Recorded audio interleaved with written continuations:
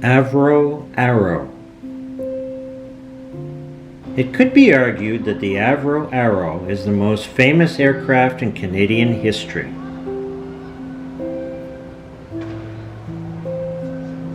Just before 10 a.m. on March 25, 1958, Arrow RL-201 roared into the skies northwest of Toronto for its first test flight.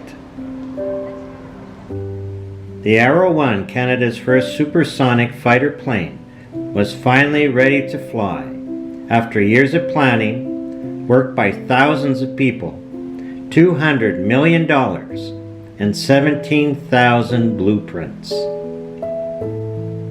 At 1,500 miles an hour, this plane could approach the heat barrier in which ordinary metals such as steel tend to give way.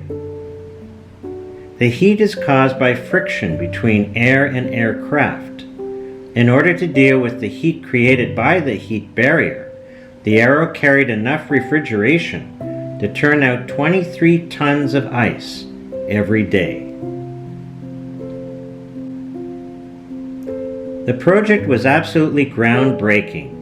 Avro's engineers had been allowed to build a record breaker without compromise.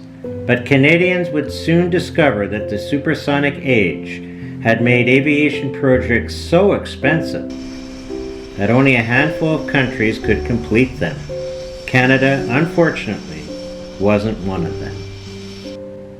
On February 20th, 1959, a day that workers came to call Black Friday, the announcement of the layoff of approximately 14,000 workers came.